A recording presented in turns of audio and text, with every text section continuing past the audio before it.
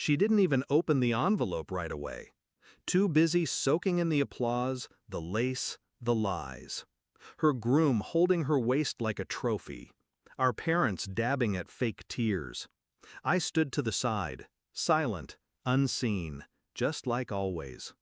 But I'd written one line inside the card.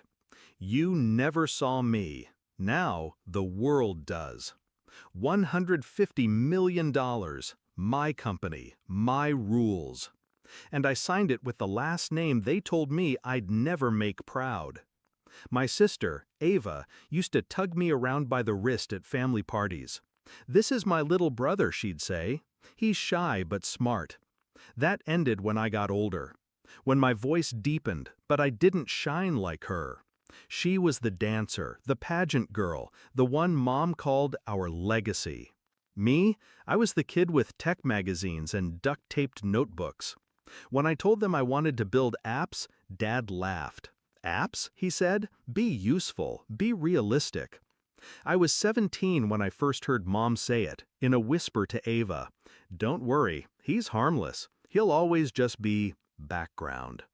That word stuck. When I brought home a prototype my freshman year, an early version of the analytics engine that would later change my life, Dad barely looked up from his paper. Ava rolled her eyes and asked if it could get her more followers. They called me the basement CEO. I stopped trying to impress them, and I started building in silence. I dropped out my second year, didn't tell anyone. I lived on instant noodles, worked 20 hours a day, and pitched to anyone who'd listen. Most laughed, a few didn't. The fifth investor said yes. I didn't spend a cent on celebration. I just worked. 3 years later, I had 27 employees and contracts with companies 10 times our size. I still never told my family. Why would I? They didn't ask. At one point, Mom sent me a text. Your sister's wedding is next month. Please don't embarrass her. I replied with a simple, wouldn't dream of it. The wedding was obscene. Limo entrance, swan ice sculpture, 3 dress changes. Dad walked Ava down the aisle like she was royalty. I sat in the back row. During dinner, Mom came over. Just be supportive tonight, okay? She's starting a life. You could learn from her.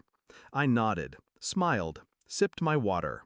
They still thought I worked IT support, still thought I was figuring it out.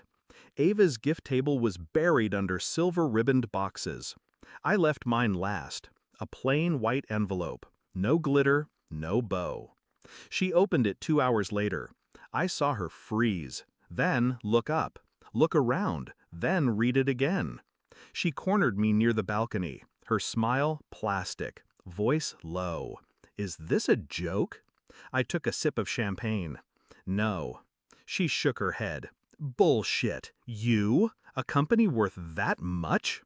I pulled out my phone, opened the press release. Forbes, right there in bold. Valuation confirmed. Name listed. My face on the side. She went pale. Why didn't you tell us? I looked her dead in the eyes. You weren't listening. They all found out by the end of the night. Dad tried to act proud, gave me a half hug, knew you had it in you.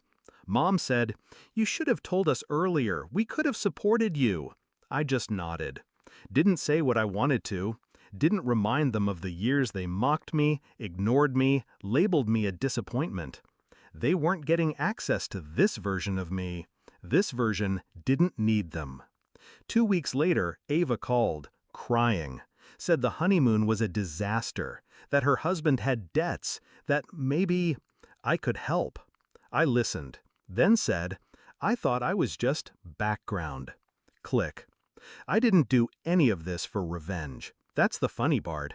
I built it to survive, to prove to myself that I was worth something. But when the moment came to flip the script, I didn't hesitate. I didn't yell. I didn't gloat. I just gave her a card. Now, I get emails from my parents, polite ones, tentative. Let us know if you're free to talk sometime. I'm always busy. They watch me on interviews, quote me to their friends, but I don't visit, don't call. Some bridges don't burn, they vanish.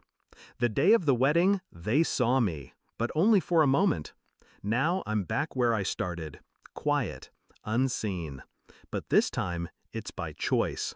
And this time, I own everything.